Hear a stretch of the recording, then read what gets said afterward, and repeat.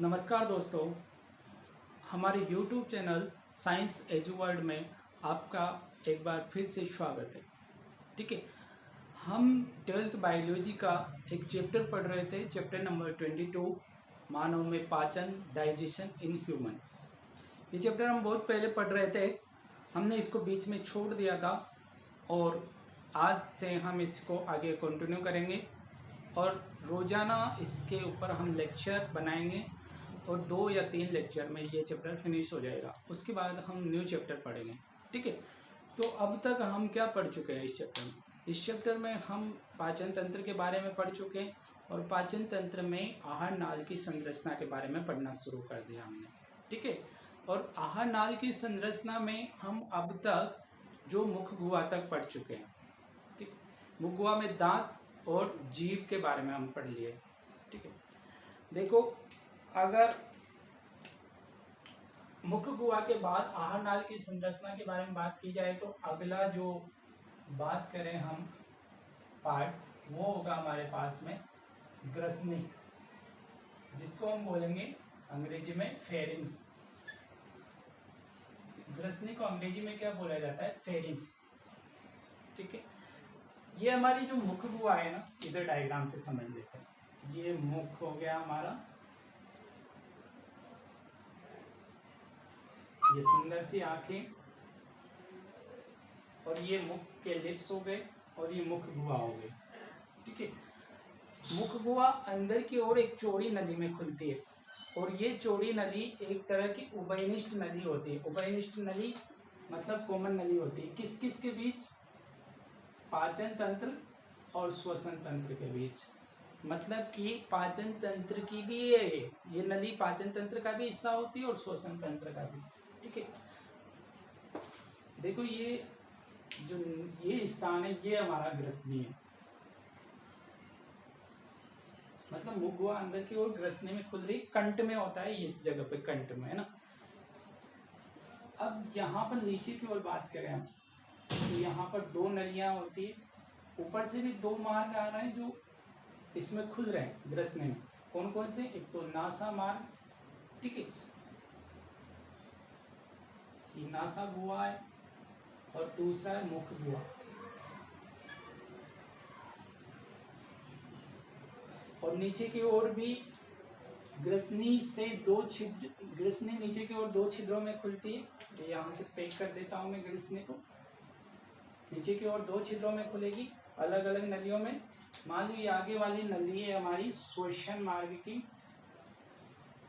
श्वास नली है जो फेफड़ों में जा रही है आगे की ओर। 2 फेफड़े तो 2 भागों में बढ़ जाती है ना।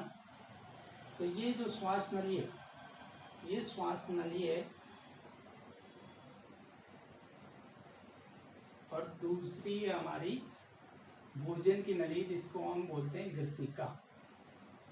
तो नीचे की ओर ग्रसनी कितने नलियों में खुलती है? 2 नलियों में। पहली है हमारे पास श्वास नली, ठीक है, ट्रेकिया, और दूसरी ग्रसिका ईसोफेगस। तो देखो जो ये हम बात कर रहे हैं यहाँ पर, ठीक है, तो ये ग्रसनी के 2 नीचे की तरफ 2 छिद्र पाए जा रहे हैं। ठीक है, जो श्वास नली से संबंधित छिद्र होता है इसको हम बोलते हैं ग्लोटिस। श्वास नली से संबंधित ग्रसनी का छिद्र क्या कहलाएगा? ग्लोटिस। ठीक है, और ग्रसिका से संबंधित जो श्वास नली का छिद्र होगा ये कहलाएगा ग्लेट। क्या कहलाएगा? ग्लेट, या फिर इसको हम बोलेंगे निगल द्वार। निगल द्वार, ठीक है। अब मान लो हमारा भोजन है, ये मुख गुहा से ग्रसनी में आ रहा है, तो इसके बाद भोजन को जाना है हमारे निगल द्वार से होता हुआ ग्रसिका में। अब यहाँ तो प्रॉब्लम क्रिएट हो गई कि भोजन इधर भी चल जाएगा। अगर इधर वाला द्वार खुला रहेगा, मतलब ग्लोटिस खुला रहेगा, तो फिर इधर भी जा सकता है भोजन। तो भोजन को श्वास नली में जाने से रोकने के लिए यहाँ पर एक ढक्कन पाया जाता है, ग्रसनी में एक ढक्कन पाया जाता है। ठीक है, समझ में आ रहा है ना आप लोगों को? ग्रसनी में क्या पाया जा रहा है? ढक्कन पाया जा रहा है। और इस ढक्कन की बात करें तो इस ढक्कन को हम बोलेंगे एपिग्लोटिस। क्या बोलेंगे? एपिग्लोटिस।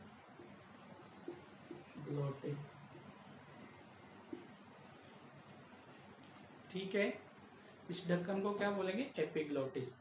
ठीक है, ये एपिग्लोटिस उपास्थि का बना होता है, उपास्थियों का बना होता है। देखो, जब भोजन कर रहे हैं हम तो उस समय क्या होता है, भोजन करते समय एपिग्लोटिस क्या करता है, कौन से मार्ग को बंद कर देता है? ग्लोटिस को। किसके ऊपर पाया जाता है? ये ग्लोटिस को, ग्लोटिस के ऊपर, मतलब श्वास नली वाले मार्ग को बंद कर देता है, ताकि हमारा ग्रास जो हमने दांतों के द्वारा चबा लिया और उसके बाद में उसमें लार मिश्रित कर दी, तो वो वाला ग्रास हमारा सीधा कहाँ चला जाए? ग्रसिका में, है ना, ईसोफेगस में चला जाए। तो ये जो एपिग्लोटिस है, ठीक है, ये किसको बंद करता है? ग्लोटिस को, या श्वास नली के मार्ग को। ठीक है ना? ओके। तो ग्रसनी के बारे में आपको क्या याद रखना है? पहली बात तो ये याद रखनी है कि ये उभयनिष्ठ नली होती है। ठीक है, उभयनिष्ठ मतलब कि कॉमन नली है, उभयनिष्ठ नली है। किस किस के बीच? उभयनिष्ठ नली किस किस के बीच है? श्वसन तंत्र व पाचन तंत्र के बीच। अब देखो, ये एक तरह का क्रॉस रिलेशन बना रही है। यहाँ से देखो, भोजन इधर से जा रहा है और ऊपर से वायु आ रही है, तो ये एक तरह से श्वसन मार्ग और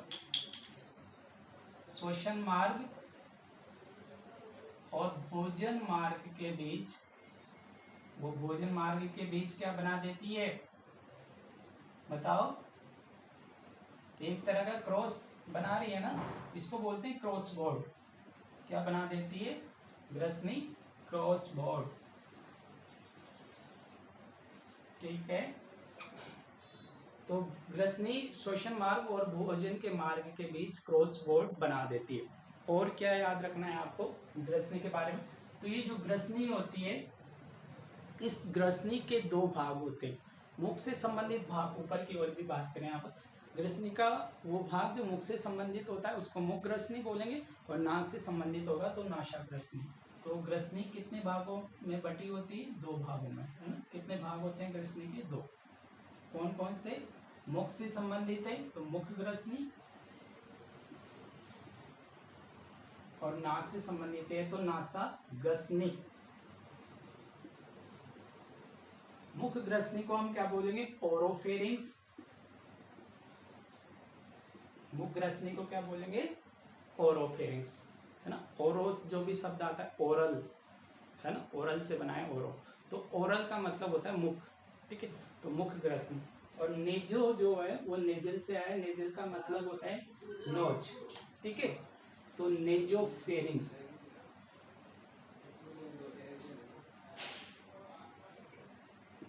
ग्रसनी का वो भाग जो नाक से संबंधित होता है उसको क्या बोलेंगे? नेजोफेरिंक्स। ठीक है, तो ये हमारी ग्रसनी हो गई। ग्रसनी के बारे में समझ में आ गया आपको?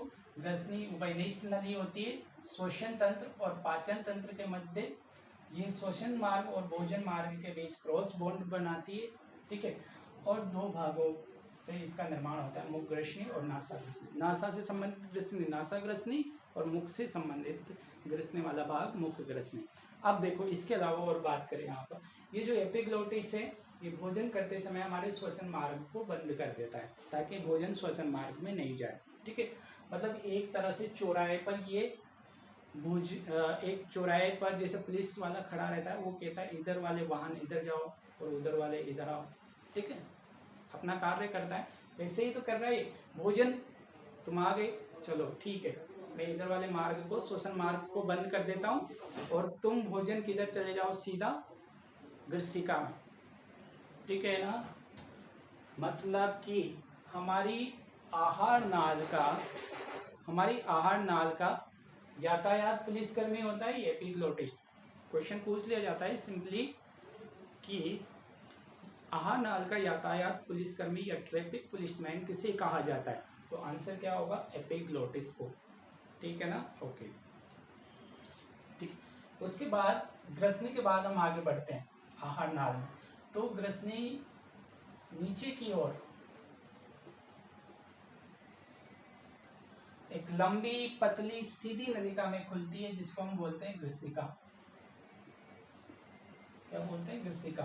अंग्रेजी में बात करें तो oesophagus. Oesophagus, oesophagus. Spelling O से स्टार्ट करनी है, स्पेलिंग ओ से स्टार्ट करनी है, ओ साइलेंट रहेगा, ठीक है। तो ईसोफेगस की बात करते हैं। ग्रसनी नीचे की ओर किसमें खुलेगी?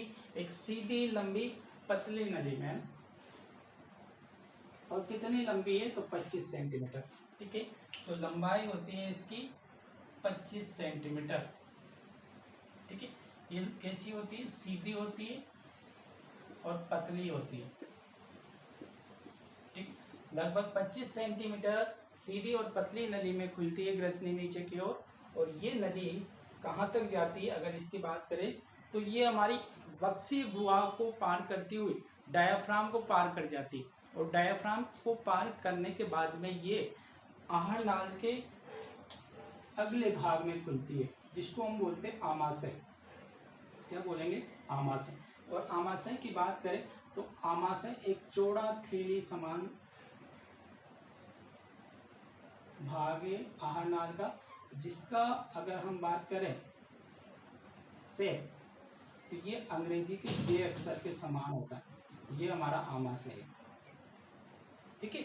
क्या है ये? आमाशय, ठीक है। देखो अंग्रेजी के जे अक्षर के समान दिखाई दे रहा हो।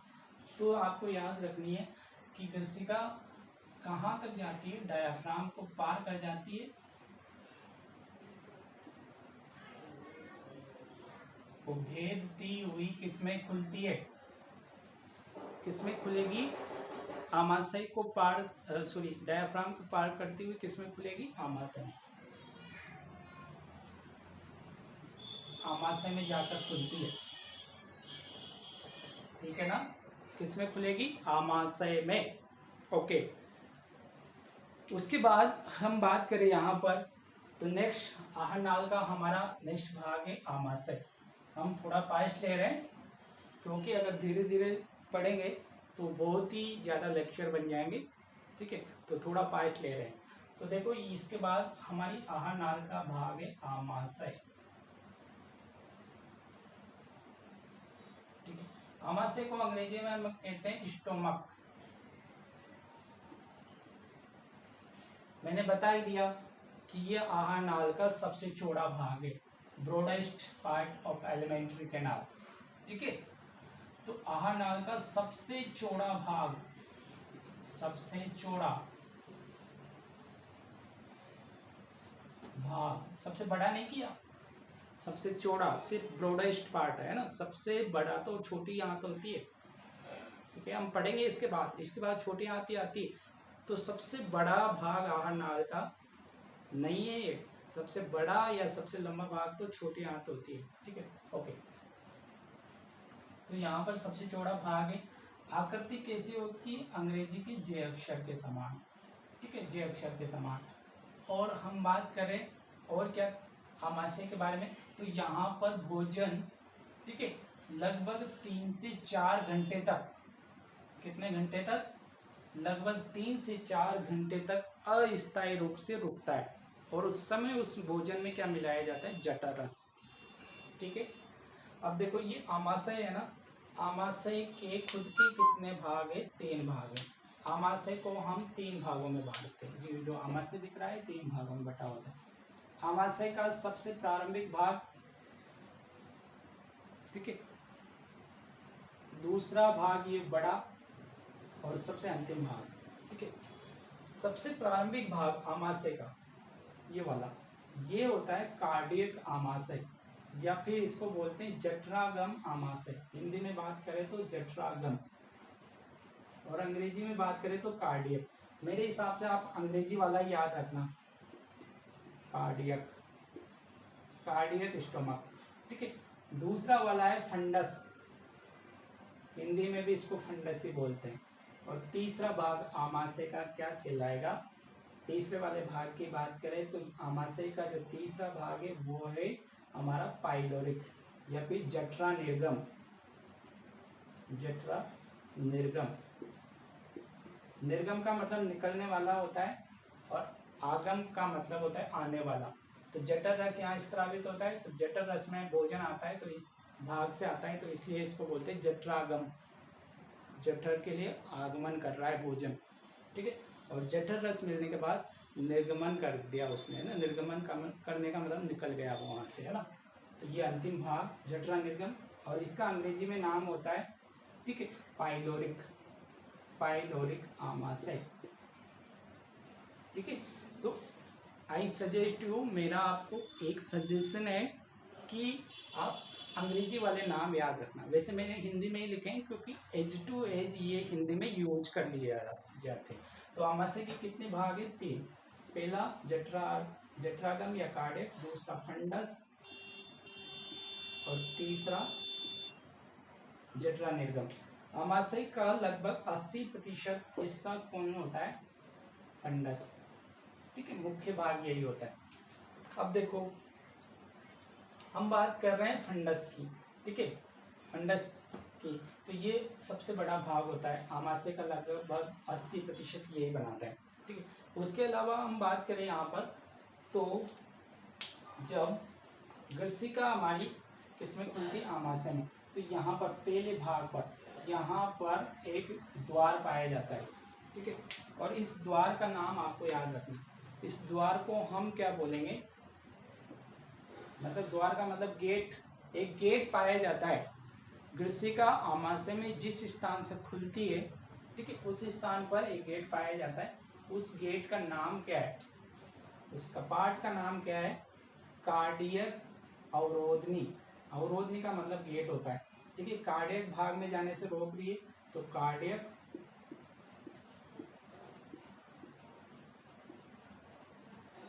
अवरोधनी, ठीक है। और इसी तरह से जब हमारा भोजन आमाशय से निकलकर इसमें रुकने के बाद जब भोजन हमारा कहाँ जाता है? छोटी आंत में, तो वहाँ पे भी नियंत्रण के लिए एक कपाट या द्वार पाए जाते हैं, जिसको बोलते हैं हम पाइलोरिक अवरोधनी, ठीक है। अब आपके दिमाग में आया होगा, सब भोजन जब जा रहा है तब भी उसको रोकने के लिए गेट पाया जा रहा है, और यहाँ से भोजन निकल रहा है तो उस समय भी उसको निकलने के लिए भी गेट पार करके जाना पड़ता है, ठीक है। थोड़ी देर बाद में इसका कॉन्सेप्ट भी आपको समझ में आ जाएगा कि ये किस तरह से कार्य करते हैं, ठीक है। थोड़ा छोटा है, थोड़ा छोटा लिखा है मैंने, तो ध्यान से जो भी शब्द है उनके बारे में ध्यान से आप याद रखना। मैं बोल रहा हूँ साथ साथ में, तो उसको भी सुन सकते हो आप, ठीक है। तो कार्डियक अवरोधनी किस किस के बीच में पाई जाती है? ग्रसिका और आमाशय के प्रारंभिक भाग के बीच। पाइलोरिक अवरोधनी किस किस के बीच पाई जाती है? आमाशय के अंतिम भाग वो छोटे आंत के बीच, ठीक है, ओके। देखो ये जो कार्डियक अवरोधनी, इसका कार्य क्या होता है? हमारा भोजन कहाँ पे आ गया? आमाशय में। अब 3-4 घंटे तक यहाँ पर रहता है, आमाशय में रहेगा 3-4 घंटे तक। तो उस समय इसमें क्या किया जाता है? उस समय इसमें जठर रस मिलाया जाता है और इसको मथा जाता है एक तरह से। तो पेशियों की क्रमाकुंचन गतियाँ होती और इससे प्रेशर उत्पन्न हो जाता है, और हमारा भोजन वापस कहाँ आ सकता है? ग्रसिका में। तो भोजन ग्रसिका में नहीं आ जाए वापस, ठीक है, उसको रोकने के लिए कौन सा कपाट पाया जाएगा? कार्डियक अवरोधनी, है ना कि भोजन को ग्रसिका से आमाशय में जाने से रोकता है, बल्कि उल्टा आने से रोकता है। तो भोजन विपरीत दिशा में नहीं आ जाए आमाशय से, उसको आने से कौन रोकेगा? कार्डियक अवरोधनी। बिल्कुल ध्यान से याद रखना, आमाशय से भोजन ग्रसिका में विपरीत दिशा में आने से कौन रोकेगा? कार्डियक अवरोधनी, ठीक है। और जब भोजन यहाँ पर रुका हुआ है 3-4 घंटे तक, तो 3-4 घंटे तक तो ऐसे तो रुकेगा ही नहीं, एक गेट लगा के रखना पड़ता है हमको, है ना, ताकि भोजन यहाँ से सीधा कहाँ न चल जाए? छोटे आंत्र में नहीं चल जाए, ठीक है। तो वहाँ पे गेट लगा के रखना पड़ता है ताकि भोजन 3-4 घंटे तक यहीं रहे, क्योंकि क्रमाकुंचन गतियों से इधर भी तो जा सकता है भोजन, तो उधर नहीं चल जाए, तो उधर रोकने के लिए कौन सा गेट लगाया हमने, पाइलोरिक अवरोधनी। तो दोनों तरफ हमने क्या लगाए हुए, अवरोधनी आमाशय में, है ना। ओके, उसके बाद हम बात करें यहाँ पर, ये अवरोधनियों की बात हो गई, दोनों अवरोधनियों की। हम बात करें यहाँ पर कि जो हमारा आमाशय, ठीक है, आमाशय का जो फंडस आमाशय, फंडस की बात कर लेते हैं।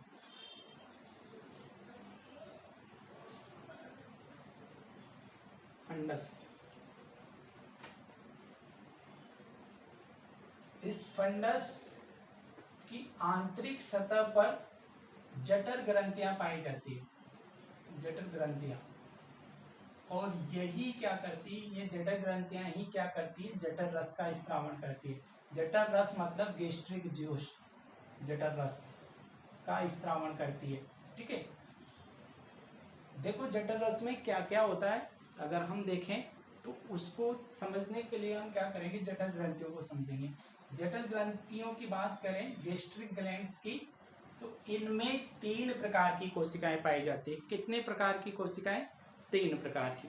क्या नाम होगा, देखो इधर देखो, देखो यहाँ पर सबसे प्रमुख कोशिकाएं होती है मुख्य कोशिकाएं, चीफ सेल, मुख्य कोशिकाएं, ठीक है। और इन मुख्य कोशिकाओं की बात करें तो इनको पेप्टिक सेल भी बोलते हैं, पेप्टिक कोशिकाएं। दूसरी कोशिकाएं यहां पर होती अम्लजन कोशिकाएं, अम्लजन कोशिकाएं। इन अम्लजन कोशिकाओं को पेराइटल सेल भी कहा जाता है, पेराइटल, पेराइटल कोशिकाएं। और तीसरी प्रकार की कोशिकाएं यहाँ पर होती है श्लेष्मिक सेल, श्लेष्मिक कोशिकाएं, या फिर इनको हम म्यूकस सेल भी कह देंगे, क्योंकि श्लेष्मा को अंग्रेजी में म्यूकस कहा जाता है। तो म्यूकस सेल या श्लेष्मिक सेल, यहाँ से मोगुआ को रब कर रहा हूँ, कोई काम का नहीं है, ठीक है। देखो यहाँ पर अगर हम बात करें कि मुख्य कोशिकाएं किसका स्त्रावण करती है, तो ये दोनों 2 निष्क्रिय एंजाइमों का स्त्रावण करती है। कौन कौन से हैं वो,